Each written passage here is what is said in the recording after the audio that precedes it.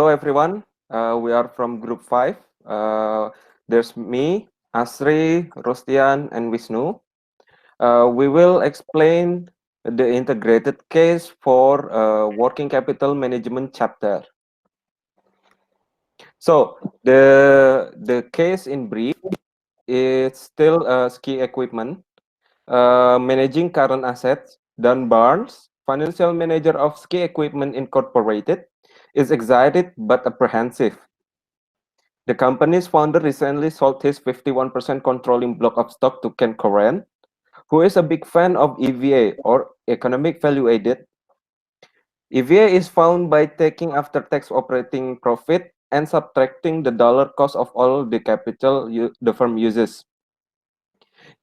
The formula would be EVA equals to EBIT multiplied by 1 minus T minus annual dollar cost of capital, or EBIT multiplied by 1 minus T minus the WACC multiplied by the capital.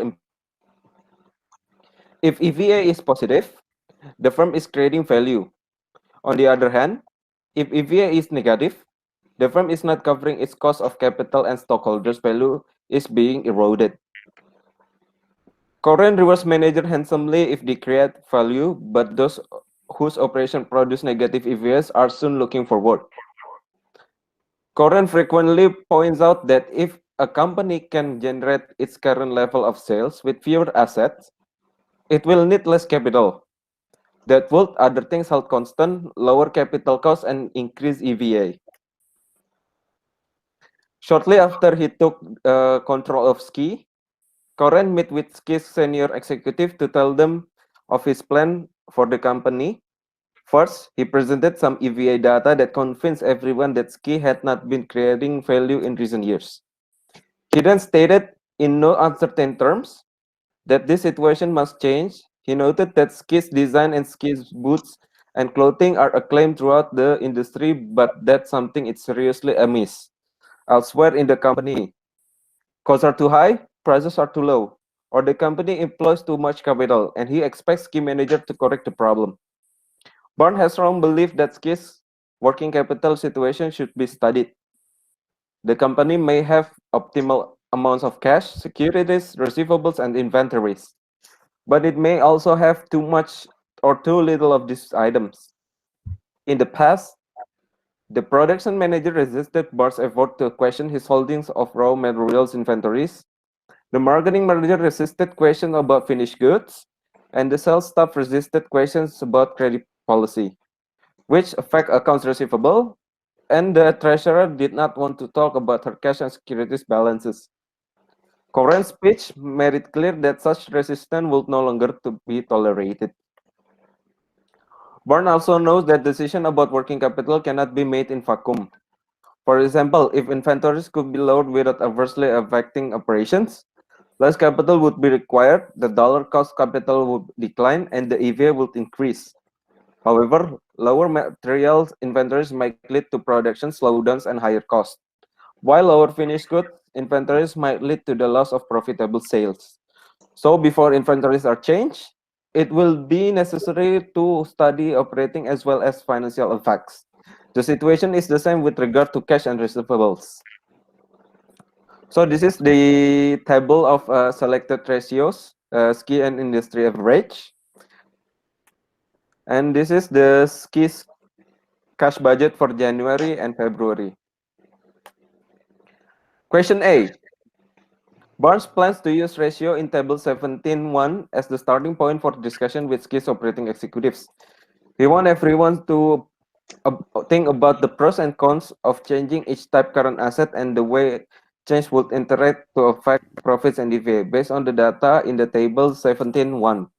Does Ski seem to be following relaxed, moderate, or restricted working capital policy? So our answer will be a company with a relaxed working capital policy would carry relatively large amount of current asset in relation to its sales. It would be regarding against running out the stock and running short of cash, or losing sales because of restrictive credit policy. We can see that Ski has relative low cash and inventory turnover ratio. For example, Sales divided by inventory equals to 4.82 versus 7 for an average firm in its industry. Thus, Ski is carrying a lot of inventory per dollars of sale, which would meet the definition of relaxed policy. And similarly, Ski's DSO is relatively high since DSO is calculated as receivables per sale per day. A high DSO indicates a lot of receivables per dollar of sales. Thus, Ski seems to have a relaxed working capital policy and a lot of current assets. And for the question B, the answer would be Ski may choose to hold large amount of inventory to avoid the cost of running short and to cater to customer who expect to receive their equipment in short period of time. Ski may also choose to hold high amounts of receivable to maintain good relationship with its customer. However, if Ski holding large stocks of inventory and receivable to better serve customer, you should be able to offset the cost of carrying that working capital with high prices or higher sales, and its return on equity should be no lower than that of firms that working capital policies. It is clear that in table 17.1, that Ski is not as profitable as the average firm in its industry, thus indicating an inefficiency. This suggests that it simply has excessive working capital and that it should take steps to reduce its working capital. And for the question C, so the formula for cash conversion cycle would be inventory conversion period plus receivable conversion period minus deferral payables period. Ski's inventory turnover is given as 4.82. So we can calculate its inventory conversion period as 360. Inventory turnover 300, divided by inventory turnover equals to 360 divided by 4.82 equals to 74.69 or roughly about 75 days. Ski's receivable collection period is equal to its DSO. From table 17.1, its DSO is given as 45 days. So we are given the problem that its payable deferred period is 30 days. And Ski's cash conversion cycle equals to 75 days plus 45 days minus 30 days equals to 90 days. Thank you, Al. Question D. What might Ski do to reduce its cash and securities without harming operations? The answer is to the extent that cash and securities consist of low-yielding securities, they could be sold off and the cash generated could be used to reduce debt, to buy back stock, or to invest in operating assets. To the extent that actual cash is not hand, the company could take several steps to operate with less cash. Number one, use lockboxes to speed up getting the use of incoming checks. Number two, synchronize inflows and outflows, e.g., arrange to make payments shortly after customers pay. Number three, forecast cash flows more accurately, which would enable the firm to operate with smaller safety stocks of cash. Number four, arrange backup lines of credit under which Ski could borrow on short notice if inflows do not come in as expected or on unanticipated outflows occur. And the last one, arrange to receive large payments by wire.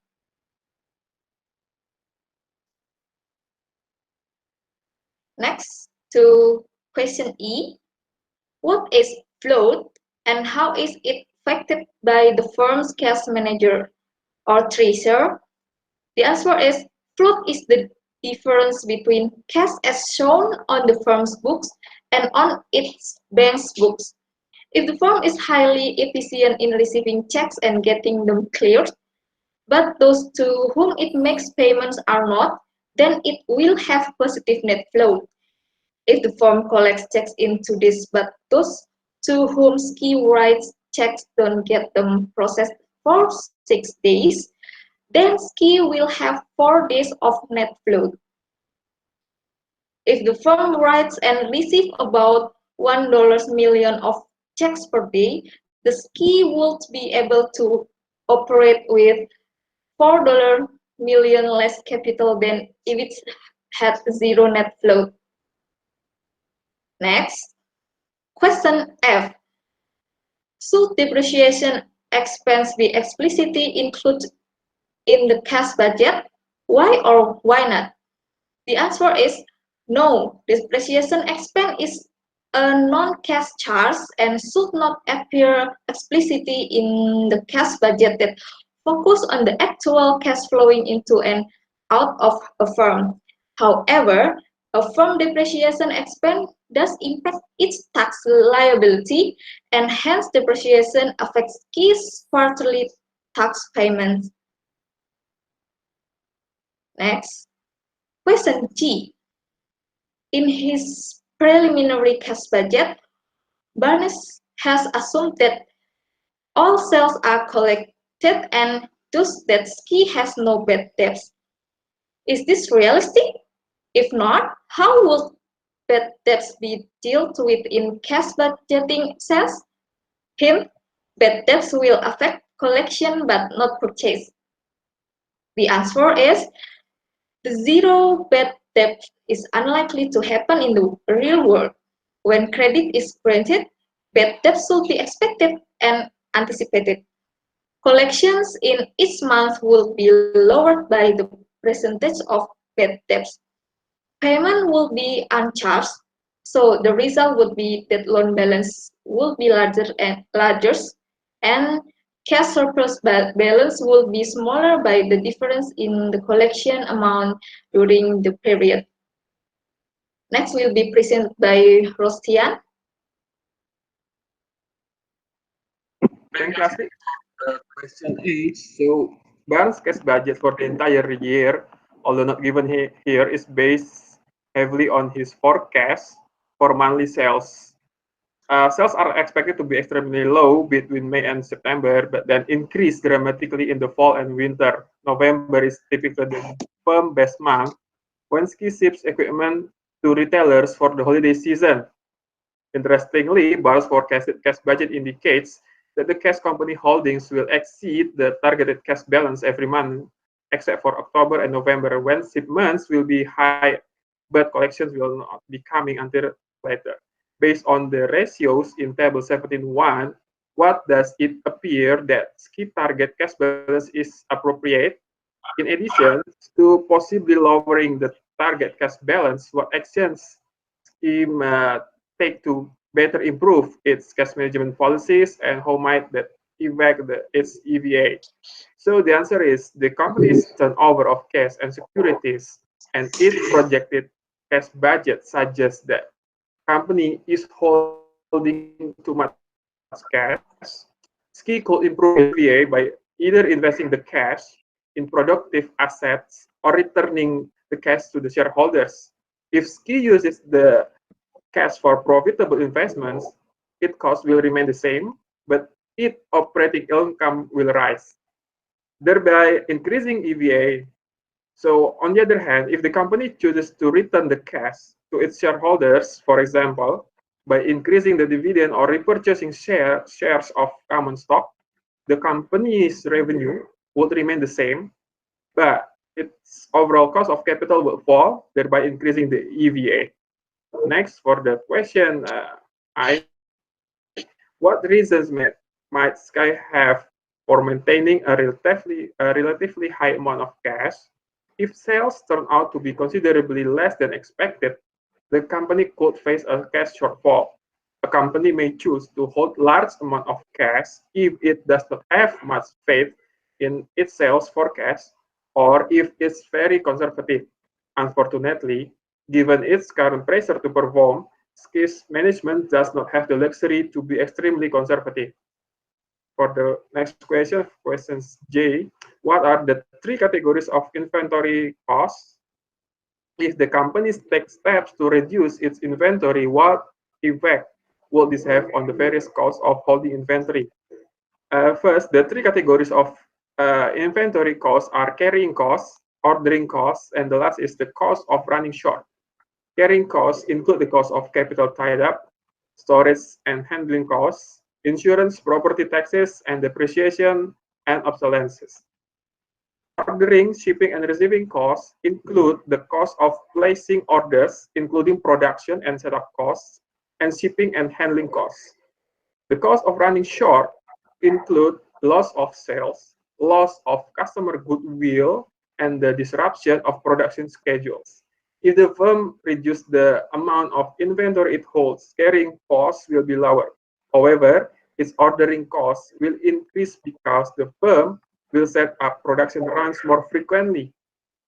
In addition, by reducing its inventory investment, the firm could increase its chances of running short, which result in losses of sales and customer goodwill.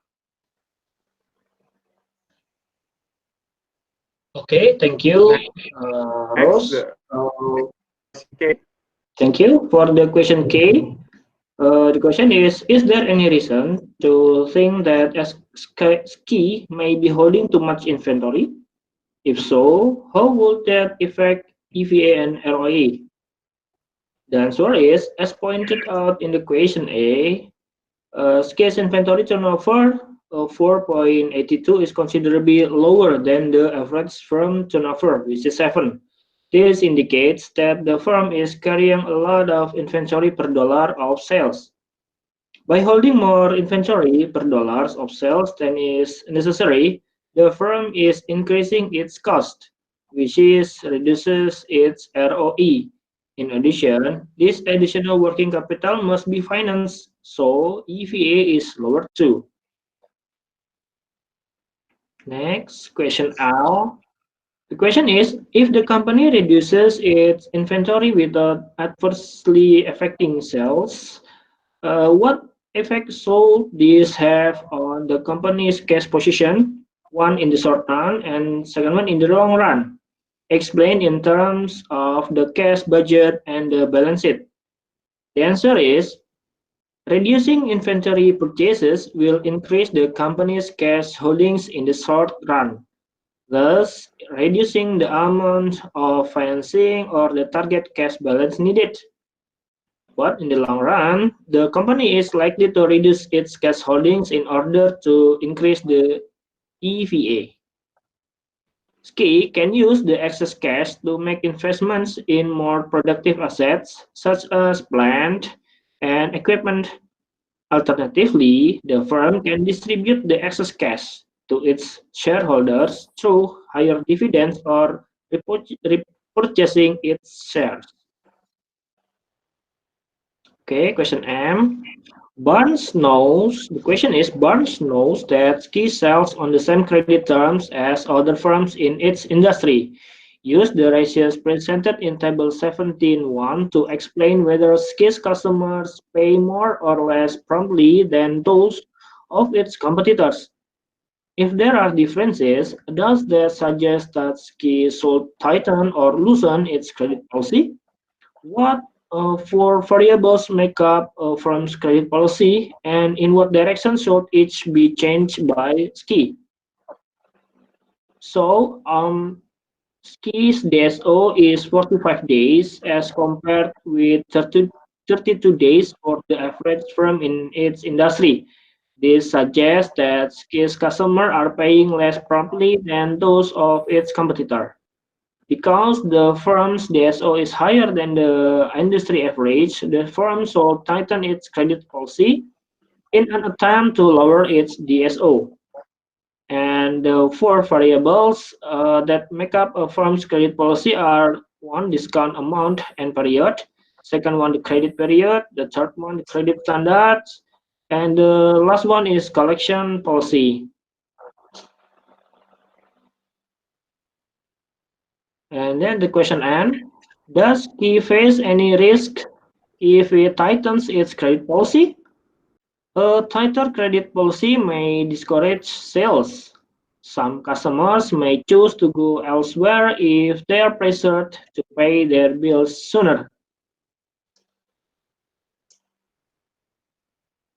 Okay, question O.